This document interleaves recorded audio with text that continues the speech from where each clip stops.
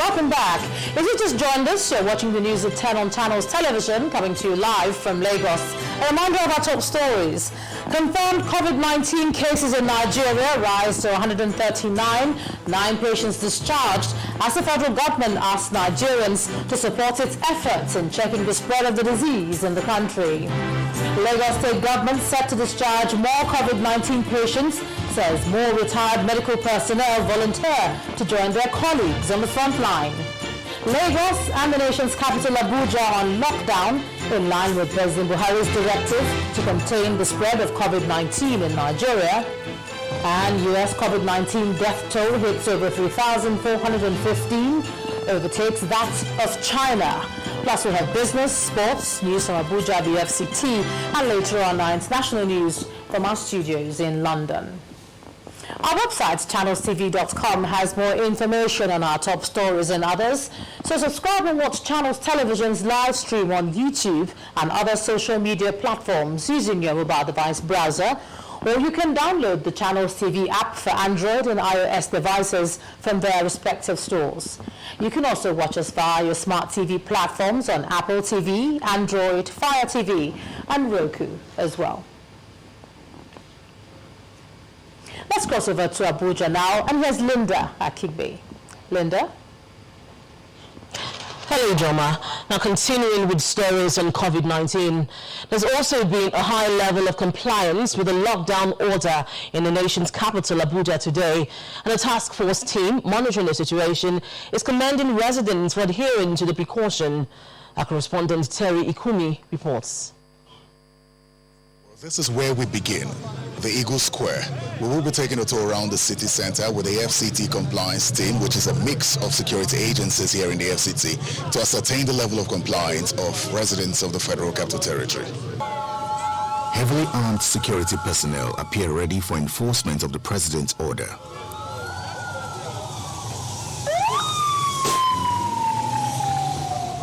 Hours after that order, markets and shops are closed. Most fuel stations are not open. The ever-busy Abuja roads are almost completely empty, except perhaps for those on essential duty. Units of the compliance team are also positioned along the expressways, where they compel the few vehicles on the road to prove that they are on essential duty.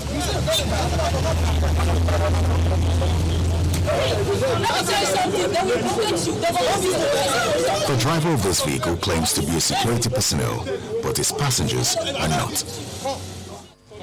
As we tour the city with one of the FCT compliance teams, it becomes obvious that some do not understand what the stay-at-home order means. Please, see all of you standing here is against the principle, so please, return back to your home now quickly. Thank you. Hey, turn them back. Hey, slow down. Hey, slow. Come on, go back.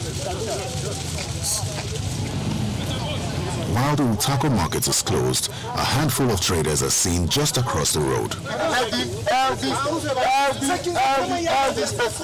The leader of the compliance team gives the FCT a pass mark. We saw at Mabushi some persons who as well don't understand that they need to be at home. They just came out in clusters talking, and we have dispersed them here.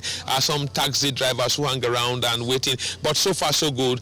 My assessment is about 85% success story. We've seen as well what I call deception in some areas where some persons try as much as possible to taxi drivers, let me say, try to load vehicles with having a journalist to come in among the passengers or health workers so that they can scale through. For many, the question is, how long can this team sustain the tempo? 24/7. Most of these men you see here started their operation in the night. They will soon be taking a break to go take lunch. After lunch, they will take some hours for siesta to rest. Then they come back again and run throughout the night here. With the resolve of the FCT compliance team to ensure 24/7 enforcement, it is only expected that in the coming days, the compliance level in the FCT will increase. Terry Ikumi, Channels Television News.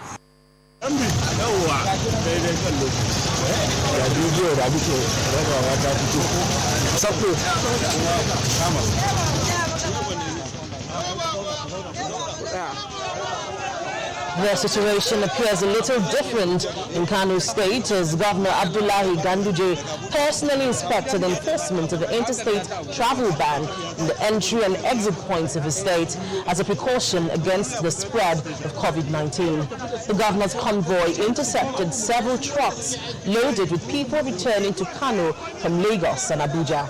He immediately ordered the arrest and prosecution.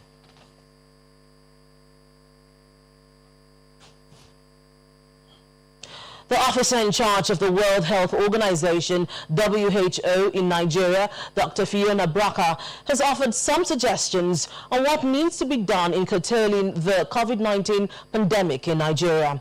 Dr. Braka, who was a guest on our program COVID-19 Update earlier in the day, explains that while there is no particular procedure in tackling the outbreak, the World Health Organization is recommending a variety of options for stopping the pandemic.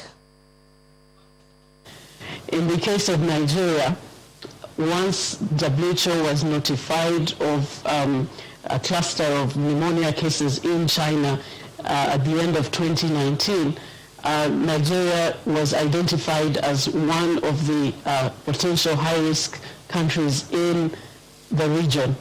And that kick-started a process for preparedness to try and build up on laboratory capacity for testing cases.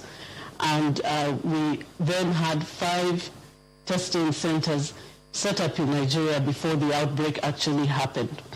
There was also a process to prepare states, high-risk states, for potential importation of cases. So sensitization and training of medical personnel at the points of entry was done. And once the first case was detected, the country rapidly moved into motion, implementing the plan that was already in place for detection of cases and containment. And we have seen the response gradually pick up and is now really at a full-blown phase. And to date, we do not have treatment for COVID-19, and we do not have a vaccine. We currently have over 50 vaccine trials that are in place, trying to work round the clock to fast-track the vaccine development process, and we continue to keep countries informed of that process. In the meantime, the United Nations says it is taking emergency preparedness and response measures to mitigate the spread of coronavirus to the most vulnerable crisis-affected people in Borno, Adamawa and Yobe states. United Nations Humanitarian Coordinator in Nigeria, Mr. Edward Callon, says the measures will help address the immediate humanitarian consequences of the coronavirus pandemic should it spread to Nigeria's northeast. Mr. Callon explains that it is crucial for vulnerable people to have access to not only water, soap and shelters, but also food, education and protection, noting that it is one of the reasons the United Nations is supporting the governments of the Northeast. Meanwhile, each of the 360 members of the House of Representatives has resolved to donate 2 months of their salaries to the fight against the COVID-19 pandemic in Nigeria. This was announced by the Speaker, Mr. Femi Bajabiamila, who says the donation of salaries will be independent of the contributions made by individual lawmakers to alleviate the hardship faced by their constituents. According to him, beginning with the March salary, the lawmakers' donations will be transferred directly to the National Relief Fund account for the fight against COVID-19.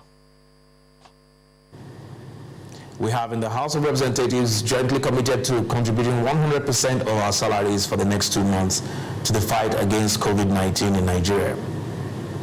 Our contribution will support provisions for the welfare of frontline medical professionals and health workers, and other interventions to provide for the well-being of Nigerians through these trying times. Accordingly, I have directed the Clerk of the National Assembly to see to it that all members' salaries are transferred to the National Relief Fund for this month and the next.